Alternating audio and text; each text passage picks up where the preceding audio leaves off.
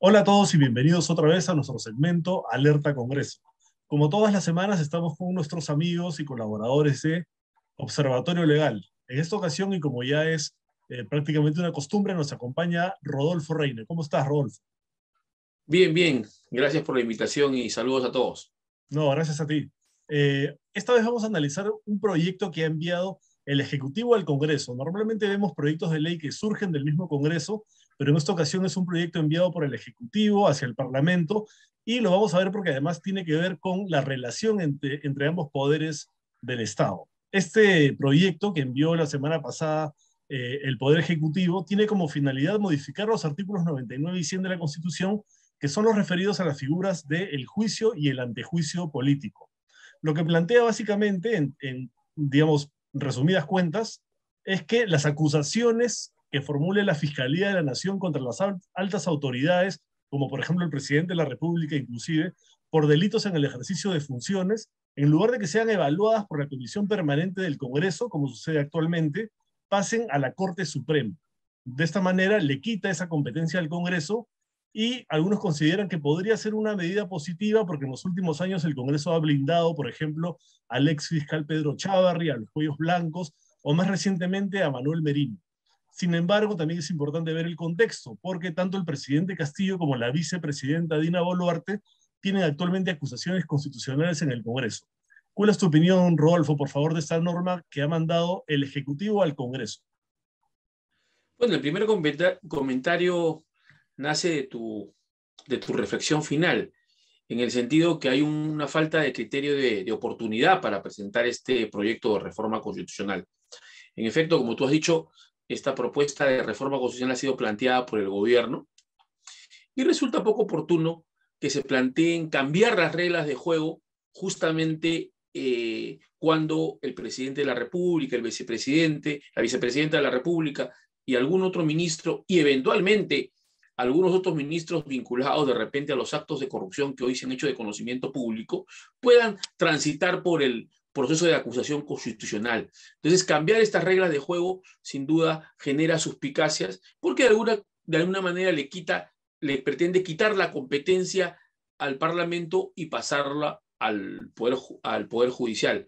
Es obvio que este paso de la competencia del Congreso de la República al Poder Judicial obedece sin duda al gobierno al cálculo político del revés que podría eventualmente tener en el Parlamento un procedimiento de acusación constitucional contra funcionarios del gobierno. Yo creo que ese es el cálculo político que está haciendo. Y esto se explica también por el hecho que el mismo proyecto de reforma constitucional tiene una disposición transitoria y complementaria que justamente apunta a eso, a que de aprobarse esta reforma en un determinado plazo muy perentorio, todas las acusaciones constitucionales pasarían al Poder Judicial, con lo cual le quitarían la competencia al Congreso de la República. Por un lado, desde ese punto de vista.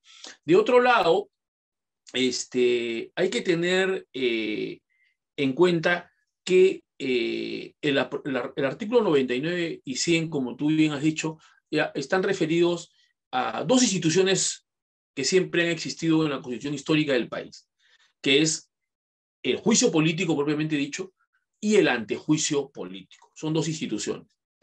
La primera institución, el juicio político, es, eh, es por las infracciones constitucionales o de méritos políticos que haya podido cometer un alto funcionario público previsto en el artículo 99 durante el ejercicio de sus funciones.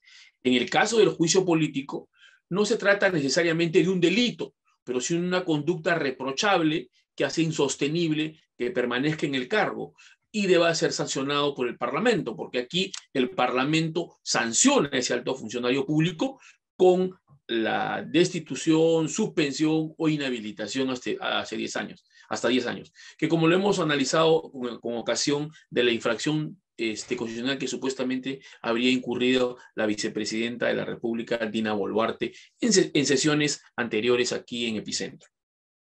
Y la otra institución en paralelo es el antejuicio político. El antejuicio político es una prerrogativa procesal de también los altos funcionarios públicos previstos en el artículo 99, donde está el presidente, vicepresidenta, ministros de Estado, congresistas y otros. Esa prerrogativa procesal consiste en que estos altos funcionarios, por los delitos cometidos en el ejercicio de la función, no pueden ser procesados directamente por el Poder Judicial, sino tienen que pasar por un procedimiento de antejuicio ante el Congreso de la República. ¿Quién autoriza finalmente el que puedan ser procesados penalmente ante el Poder Judicial? Estas son las dos instituciones.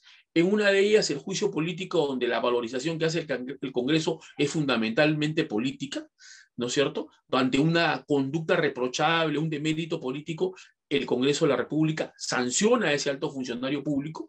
Y por otro lado, tenemos el antejuicio político, donde el Congreso, si bien no puede estar exenta de una valoración política, también hay una valoración jurídica, puesto que se le está imputando un hecho delictivo a un alto funcionario público durante el ejercicio de su función. O sea, es una combinación de una valoración política y jurídica.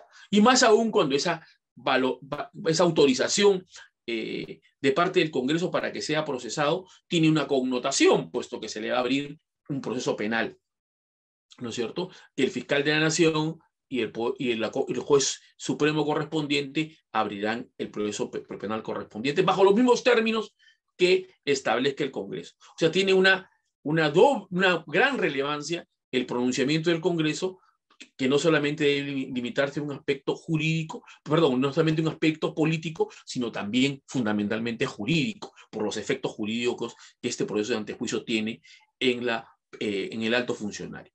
Ahora, partiendo de este punto, quisiera tocar el aspecto de que este artículo 100 de la Constitución, referido al antejuicio político que acabamos de escribir, ha tenido, como es obvio, bastantes cuestionamientos desde que entró en vigencia la Constitución del 93 por una disposición que establecía que establece que el Congreso, que la fiscal de la Nación y el juez supremo o el Poder Judicial y el Poder Judicial en consecuencia tienen que reproducir los mismos términos de la autorización o la acusación constitucional aprobada por el Congreso. Esta prescripción constitucional no existía antes, se incorporó en la Carta del 93. Y esta prescripción fue cuestionada. ¿Por qué? Porque estaba afectando la autonomía del Ministerio Público y el Poder Judicial. Prácticamente la Fiscalía y el Poder Judicial se convertían en una mesa de partes del Congreso de la República, o se convierten en la práctica en una mesa de partes. ¿Por qué? Porque la acusación constitucional que es aprobada en el Congreso tiene que ser reproducida en los mismos términos por la fiscal de la Nación y por el juez supremo encargado del auto de procesamiento. Entonces, como nosotros vemos, entonces actúa como una mesa de partes. Esto fue muy criticado porque afecta la autonomía que tiene el Ministerio Público, esa autonomía consagrada constitucionalmente que ellos tienen. Él tiene la titularidad de la acción penal y por tanto debería valorar la actuación del Congreso y determinar si procede o no la misma. Sin embargo, esa autonomía fue resquebrajada con esa disposición constitucional y por eso muchos juristas e inclusive el propio Tribunal Constitucional desde el año 2003 ha buscado que se reforme o ha recomendado que se reforme ese artículo 100 en ese extremo. Más aún, varias propuestas de reforma constitucional o varios dictámenes de reforma constitucional han pretendido restablecer esa autonomía del Ministerio y el Poder Judicial respecto a los trámites de acusación constitucional que son aprobados en el Congreso. Más aún, este último dictamen de restablecimiento del sistema bicameral en el país justamente también corrige eso y establece que la Fiscalía de la Nación y el Poder Judicial deberán actuar de acuerdo a las atribuciones, de sus atribuciones constitucionales respecto a la aprobación de la acusación constitucional, restableciendo su plena autonomía. Pero en este contexto nace esta propuesta del Poder Ejecutivo. Propuesta que en buena cuenta lo que busca es eliminar el procedimiento del antejuicio en la sede parlamentaria. O sea, ya no existe el procedimiento de antejuicio relacionado con los delitos en el ejercicio de la función. El juicio político, donde el Congreso de la República tiene inclusive potestad sancionadora, ese continuaría, con todos los bemoles que ya hemos descrito en anteriores reuniones. Entonces, se plantearía eliminar el antejuicio político que es el procedimiento para autorizar el procesamiento penal de los altos funcionarios públicos previstos en el artículo 99 de la Constitución, se eliminaría y sería trasladado al Poder Judicial, específicamente ante un colegiado de 3 jueces supremos, quienes van a verificar si hay mérito o no a una causa penal ante un requerimiento del fiscal de la Nación, quien podría solicitarlo a pedido de parte o de oficio. Entonces, eso es lo que están planteando, trasladar eso. Ahora, trasladar lo que sería el antejuicio ya no en un procedimiento parlamentario, sino en un procedimiento ante un colegiado de 3 jueces supremos. Ahora, eso de ahí, en realidad, me parece también una propuesta innecesaria, porque si ya estamos pensando en restablecer la plena autonomía del Ministerio Público y del Poder Judicial en los procedimientos penales relacionados con delitos cometidos en el ejercicio de la función de los altos funcionarios del Estado, creo yo que debían actuar sin ningún tipo de tamiz, sin ningún tipo de filtro. Más aún si tenemos en cuenta que los procesos penales en el país actualmente tienen una secuela que durante toda esa secuela se garantizan una serie de derechos fundamentales y derechos legales a los investigados. Por ejemplo, hoy sabemos que el proceso penal empieza con una investigación preliminar, continúa con una investigación preparatoria que puede concluir en un sobreseimiento o en una acusación, luego se pasa a lo que le llaman la etapa intermedia, donde se hace el control de la acusación, luego se pasa al juicio oral y finalmente a la sentencia. En el caso específico de la actuación del Ministerio Público respecto a los altos funcionarios públicos, cuando se aprueba o se autoriza el procesamiento, lo que se hace es que el fiscal de la Nación formula ya la investigación preparatoria ante el juez supremo de investigación preparatoria, que al último toma conocimiento y autoriza el procesamiento. Ahora, dentro de ese proceso de investigación penal, en la etapa preparatoria, sin duda, el investigado, que sería este alto funcionario público, goza de todas las garantías para defender sus derechos constitucionales o eventualmente legales, y a través de lo que le llaman la tutela de derechos y otros recursos procesales. Entonces, me parece desde ese punto de vista, si ya existe dentro de la etapa de la investigación preparatoria, que es lo que se requiere de autorización para procesar al alto funcionario público, toda una serie de garantías, me parece, creo que innecesaria poner un filtro adicional de 3 jueces supremos. Creo yo que aquel investigado o procesado penalmente que se vea afectado en sus derechos tiene todos los recursos necesarios ante el juez de investigación preparatoria para hacer valer sus derechos. E inclusive, ante la negativa de este juez de investigación supremo de investigación preparatoria, se puede apelar, se puede ir en recurso de casación, cosa que lo que está haciendo ahorita a manera de ejemplo el actual presidente de la República, ¿no?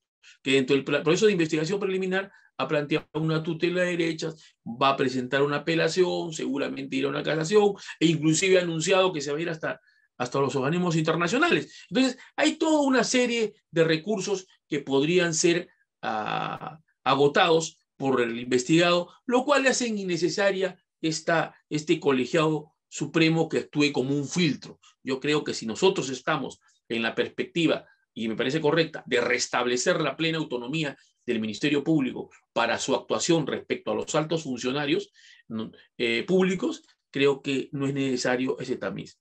Y además, como estaba indicando, a lo largo de todo este desarrollo constitucional sobre esta institución, creo que subyacen 2 propuestas. Unas de ellas que plantean la eliminación, como es la que está planteando el Ejecutivo, eliminar el antejuicio en sede parlamentario y sustituirla por un órgano colegiado en la Suprema, u otro, dejar el antejuicio político en el Parlamento, pero restableciendo plenamente las funciones de la Fiscalía y del Poder Judicial, con lo cual se ejercería un balance o un control respecto a la actuación del Parlamento. Porque creo que lo que subyace en toda esta intenciones de reforma constitucional del artículo 100 es fundamentalmente el hecho de que antes que una valoración jurídica, prima una valoración política. Entonces las mayorías parlamentarias actúan, ¿no?, que en base a esas consignas políticas, ese cálculo político, y habilita de repente de manera inadecuada, incorrecta, sin el debido análisis, las acusaciones constitucionales de contenido penal. Entonces, ese es el temor, y se convierta esto en una herramienta política más que en una búsqueda de una verdad respecto a la inconducta de un alto funcionario público. Y eso creo que lo vemos desde esa perspectiva, pero también desde la perspectiva que también el cálculo político favorece algunos blindajes, que es otra lectura también. Puede ser un instrumento de lucha, de enfrentamiento político y de eliminación del adversario, pero también puede ser visto como un blindaje, lo que hemos visto también recientemente y tú lo has mencionado. ¿Por qué? Porque vemos que con criterio político, con cálculo político, se le da prioridad también a algunas denuncias constitucionales de contenido penal. Por ejemplo, existen varias denuncias pendientes contra excongresistas de la República que ya han sido formuladas hace mucho tiempo, y hasta ahora no son priorizadas, pero son, sin embargo, priorizadas aquellos que con cálculo político les resulta necesaria ponerla en la agenda política. Entonces, esta desnaturalización está haciendo que se planteen este tipo de reformas, que creo yo que lo más plausible sería volver al esquema que siempre ha existido en la Constitución histórica, donde existe un antejuicio político, pero en sede parlamentaria, pero dejando plena autonomía al Ministerio Público y al Poder Judicial para evaluar los términos de esa acusación constitucional que actualmente está proscrita, porque hoy como hemos dicho, los términos de la acusación constitucional se replican o se reproducen automáticamente por mandato constitucional en la Fiscalía y en el Poder Judicial. Sí, justamente como señalas, actualmente hay una acusación constitucional contra el presidente Castillo por traición a la patria que según todos los juristas no tiene ninguna base, sin embargo sigue avanzando en el Congreso. Entonces es una muestra del uso político que tiene finalmente este mecanismo cuando es llevado a cabo por el Congreso, o también sirve para blindar a otros personajes, otros funcionarios, como ha sucedido con el fiscal Chávarri y ahora recientemente con el expresidente Manuel Merino. Y también creo que es un síntoma de lo que está pasando, que siempre estamos viendo propuestas que se hacen para reformar artículos puntuales, pero sin tomar en cuenta el conjunto, ¿no?, que debería ser parte más bien de una reforma política más amplia, en la que se, digamos, valoren todos los ángulos y todos los matices de todos estos mecanismos para mejorar un poco el sistema político y salir un poco de la crisis en la que estamos. Sin embargo, la Comisión para la Reforma que se hizo unas propuestas, no fueron aplicadas todas, no se aprobaron todas, unas ciertas no, entonces se desnaturalizó también, digamos, el todo, el conjunto, ¿no? Pero bueno, vamos a ver, es una propuesta interesante, como señalas tú, tiene también sus bemoles, pero veamos qué sucede en el Congreso cuando pase por comisiones. Muchas gracias, Rodolfo, por tu interesante análisis. Gracias a todos. Gracias a ti y a Gracias a todos. todos por seguirnos. Nos vemos la próxima semana.